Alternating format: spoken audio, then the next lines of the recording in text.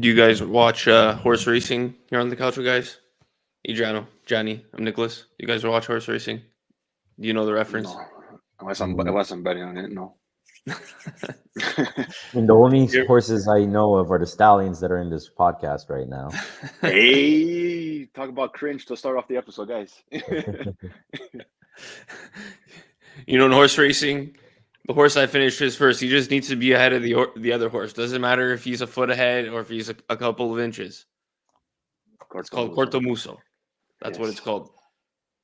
It's the Allegri reference. He explained cortomuso one time in a press conference. Doesn't matter how far ahead you are, as long as you get there first. And that's how it feels with the Azzurri. Here on the Calcio Guys, as I mentioned, Adriano, Gianni, I'm Nicholas. Italy qualified for Euro 2024 by the skin of their teeth.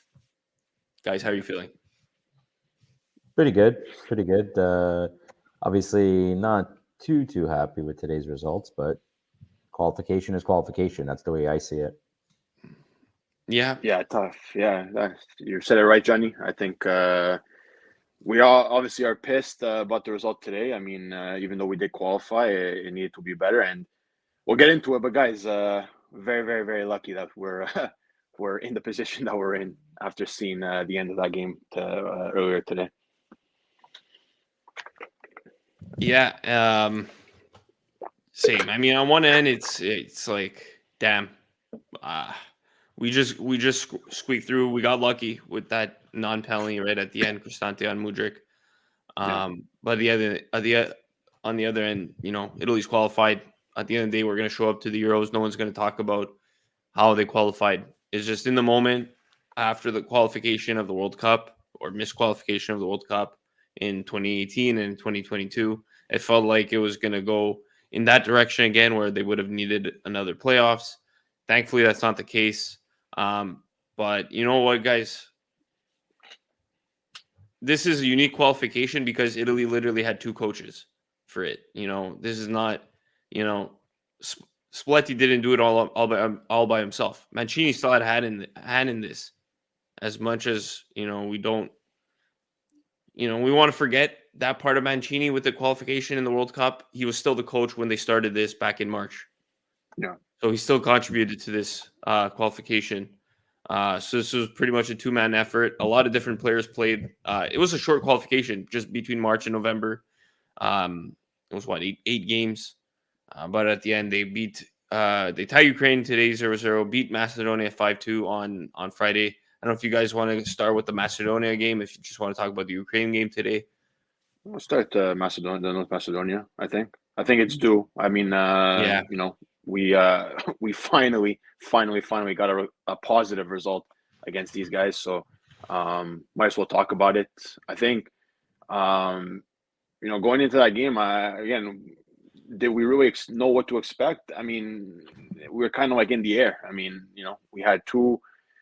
Obviously, the result that knocked us out of the qualification of the World Cup with the North Macedonia was the biggest heartbreak.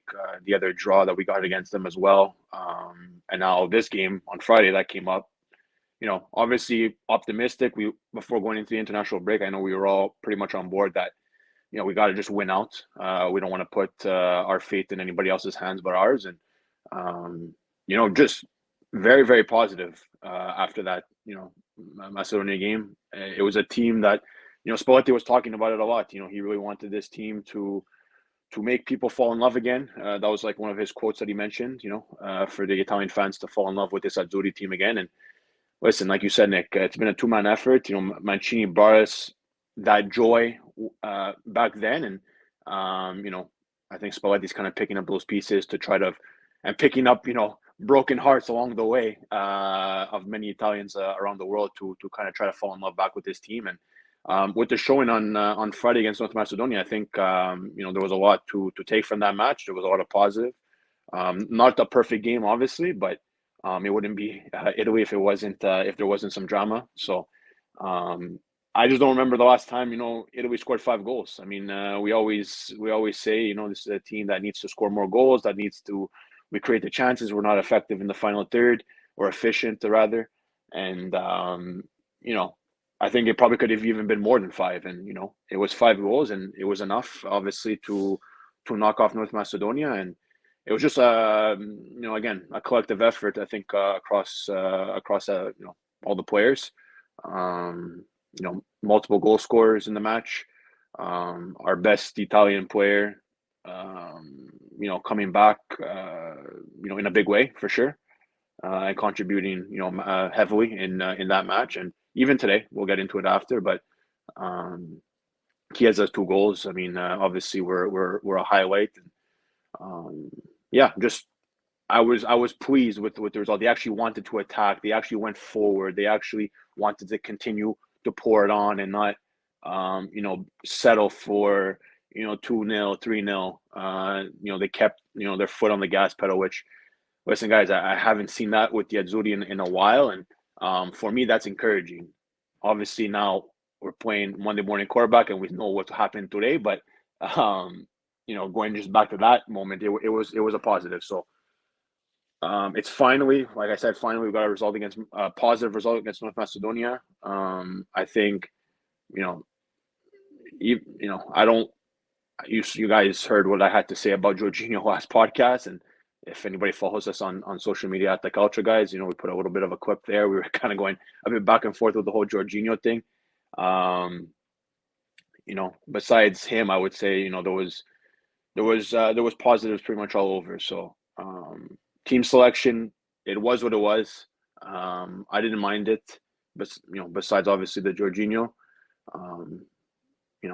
it was. I don't know if you guys saw anything more, but I don't know. I was just pleased with finally, we got a result against North Macedonia. We scored goals. We were efficient, and we really put destiny in our own hands coming to today. So that was obviously the biggest point that I think.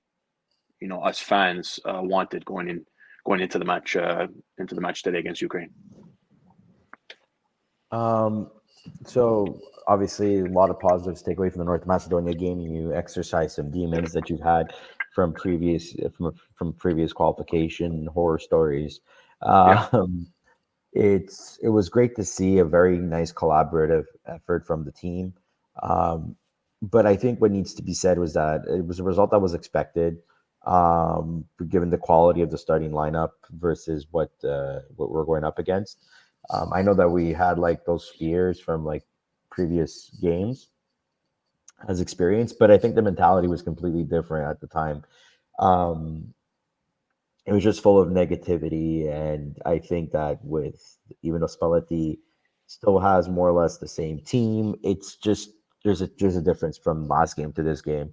And I think last game, they were all up in their heads and they were complacent. Whereas now it's okay, well, we can't be complacent. It would be even more embarrassing if you miss qualifying for the Euros. It was good. It was nice to have beautiful contributions on the field. Chiesa had himself a game, Barella had himself a game, Raspadori had himself a game. And eventually Azzurri comes on, he scores a nice one. I mean, it's just it's good to see that there are options available, and it felt more like a statement had to be made because there's a lot of doubt in the team. I'm not saying it's gone; it's still there. I still think that there's some tweaks that need to be made because they are capable of playing in high pressure situations, but we need to find players who that will fit that scenario. Against the England game, for example, we saw that some players aren't capable of playing those high impact games or those very high stakes game. And it's unfortunate because they need to eventually, because some of them are younger and they're going to be in those spots in the future. So I think this time around, guys like Jorginho, the reason why he got his start is because, he's played in high impact games before. He's able to stay calm, cool, and collected. And he's a very safe midfielder. And, definitely did do something for that game. And even today, he was helped with possession and whatnot. But we're talking about the Friday game. So very amazing win. But it put us in a more relaxed position for today's game, because if that game ended up as the draw, we would have definitely been in a much more stressful situation today. And who knows, maybe we wouldn't even be talking about this qualification today. We'd probably be talking about a playoff route today. Yeah, no, that's true. I mean, I know, for Italy, they had to get the job done on Friday. They had to win at home. Yeah. It almost felt like Friday was the must-win game, even though it technically wasn't. But for me, what I liked, by the way, Adriana, last time Italy scored 5 goals, 5-0 against Lithuania in World Cup qualifying back in September, which There you go.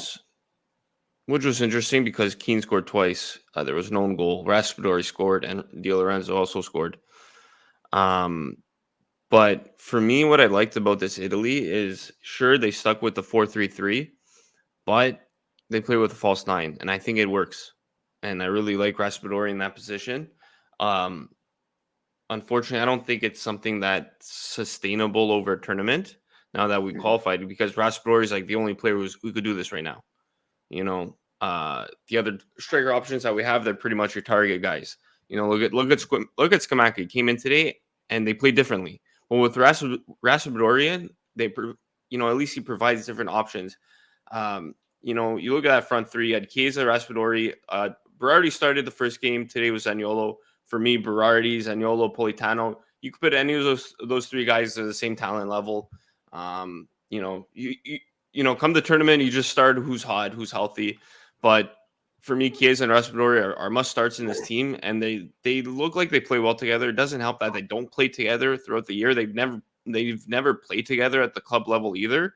So you even saw it today. There's almost some things they need to learn. There was one play where in the first half, Chiesa had it down the left side, and he made a nice hard pass towards Raspadori in the center that he just missed. But as Raspadori was going in, he was kind of like hesitating whether he should go towards the net, kind of stay back. So it's those little things that, unfortunately, they don't really have that much time together to practice. Italy's going to have more games in March. They're probably going to play a friendly or two before the tournament in June to work those things out. But I really like that. I don't think Italy right now, with the players that they have at number 9, they're just not good enough. I know, Adriano, you talk a lot about Scamacca, but today he came in and the game went in the other direction for Italy. And I was watching on the zone, and the commentator said apparently he heard Mancini tell Scamacca, you're not Spalletti tell Scamacca, oh, you're not doing anything right out there. You're not doing anything you're supposed to. I don't know how well the commentator understands Italian. I didn't rewind to try to hear what Spalletti said, but it makes sense. He didn't do much. He's a target man, and I think for Italy, they need more fluidity up top. So I like seeing that, honestly. I like seeing that within these two games.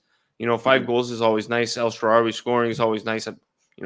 Good for him. I don't think he's a player that's gonna make the final team in June unless he has a crazy season and maybe there's some injuries. But regardless, good for him. Obviously, I'm very happy with Chiesa scoring. He looks very different with Italy It's two different Chiesas. than with Juve.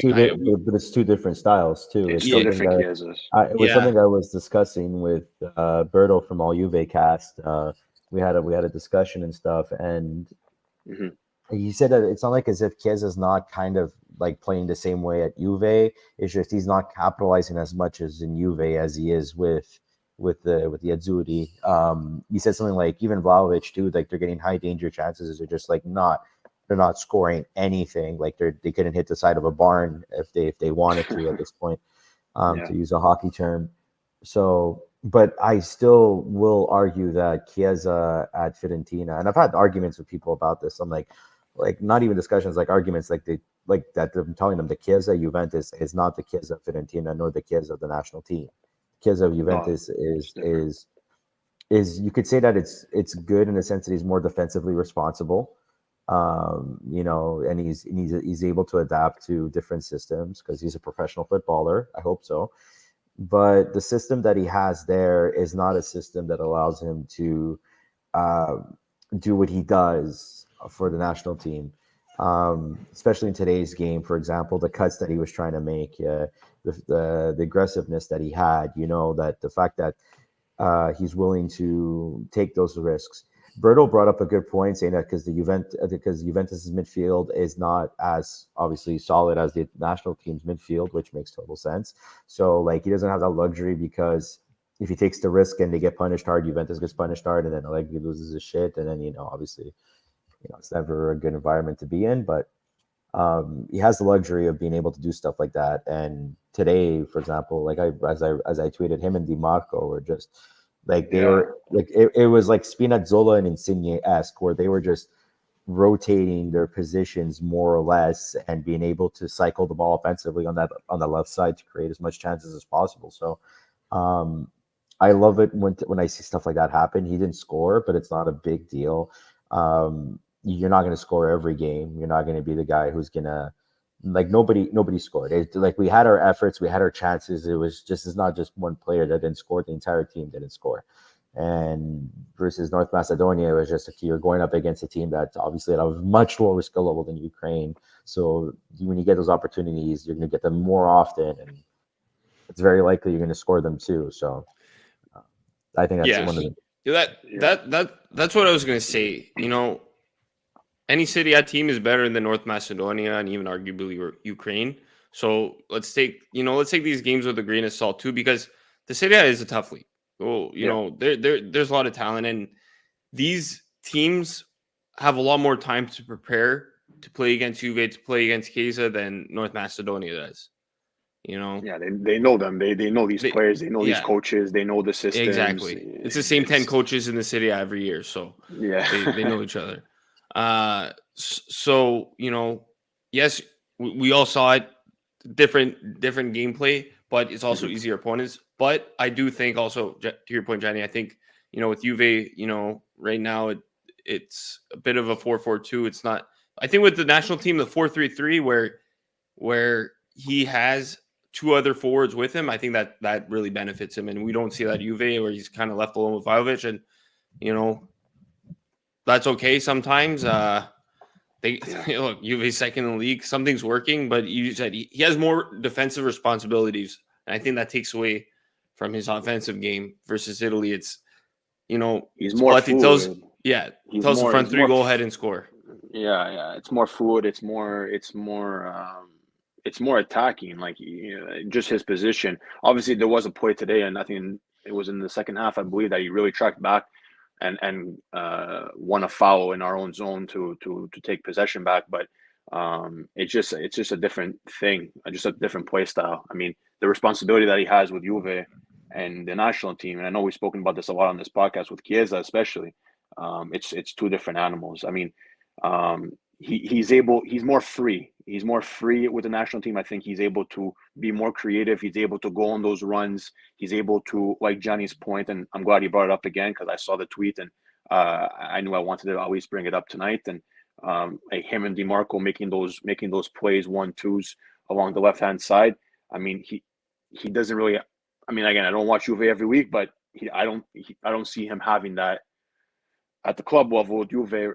Whereas currently, so far so good with that little link up that he's got on the left hand side, and that he's more push forward. He has those opportunities to be dangerous. And guys, he's an attacking player. He's not a left back. Like he's not a left wing back. He's a left winger, a right winger. I think he can play more or less across the front.